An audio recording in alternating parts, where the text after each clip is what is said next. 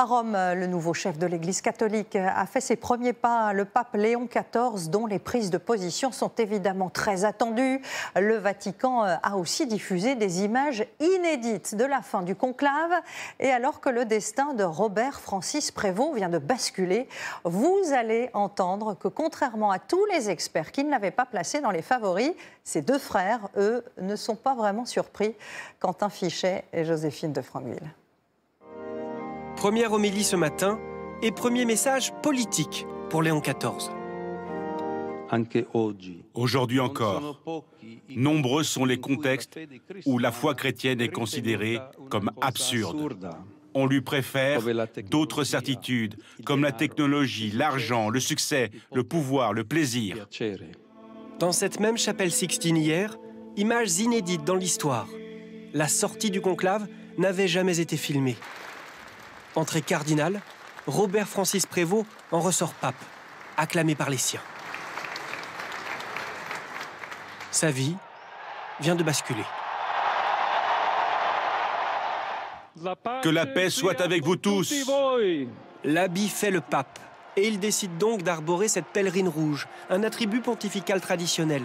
Une façon pour se modérer de rassurer les plus conservateurs, contrairement à François, habillé en 2013 d'une simple soutane blanche. Selon le cardinal Vesco, qui a voté au conclave, l'élection a été rapide, le score large, car le pape s'est imposé vite. Quand il y a une campagne, on le sait très bien, on va filmer le camp de ceux qui ont gagné, ouais, le camp de ceux qui ont perdu, oh. Et là, il n'y avait pas de camp, et il y avait la joie sur tous les visages.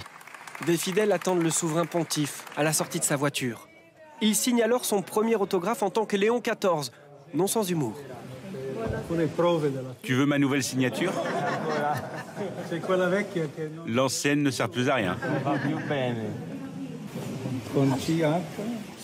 Dis comment tu t'appelles? Michaela.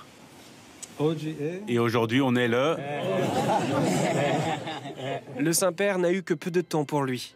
Tout juste a-t-il pu prier et passer un coup de fil à l'un de ses deux frères aux États-Unis, qu'il appelle en fait tous les jours. Oui, on est filmé. Toutes les télés du pays sont là. Selon John, enfant, son frère jouait déjà au prêtre, utilisant la table à repasser comme autel et des bonbons comme hostie. Quand il était en CP, une voisine lui a dit « Tu seras le premier pape américain ». Il n'avait que 6 ans. Et son petit frère est maintenant un personnage historique, dont le portrait vient d'être projeté sur le Christ rédempteur.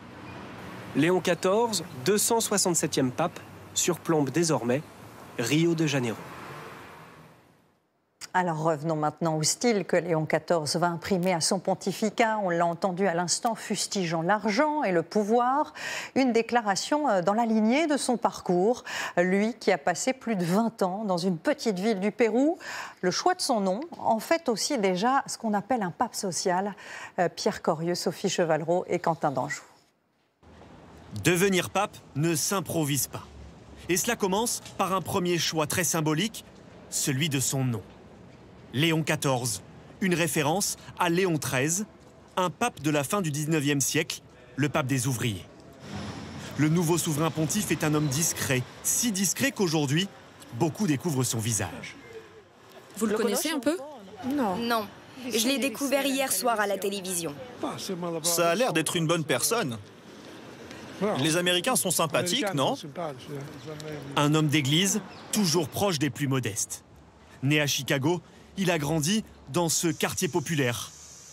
Mais c'est au Pérou qu'il a œuvré pendant 20 ans en tant que missionnaire. Hier soir, la liesse s'est emparée des fidèles de ce diocèse, dont il a été l'évêque pendant 8 ans. Il était toujours avec nous. Il veillait sur les habitants de Chiclayo, sur le nord. Il a été un évêque très aimé ici. Un évêque qui vivait en toute sobriété dans cette petite chambre, au milieu des plus démunis. Il s'occupait de l'archevêché, de la paroisse, des études des jeunes, et gérait tout cela très bien. L'homme d'église parcourt le pays, va de paroisse en paroisse jusqu'à la plus reculée, avec une mission: d'aller à la rencontre de tous, de rencontrer toute catégorie de personnes avec une option particulière pour être proche de ceux qui souffrent. Son destin bascule en 2018, lors d'un voyage au Pérou du pape François. Les deux hommes partagent la même vision sociale de l'Église. 5 ans plus tard, Robert Francis Prévost est créé cardinal. Mais surtout, il est nommé préfet du puissant dicaster pour les évêques. Malgré cette charge, il reste accessible et sait même manier l'humour, comme lors de cette conférence aux États-Unis l'an dernier. J'ai fait un pari avec mon frère qu'il n'y aurait que 30 personnes aujourd'hui. Il va falloir encore que je paye.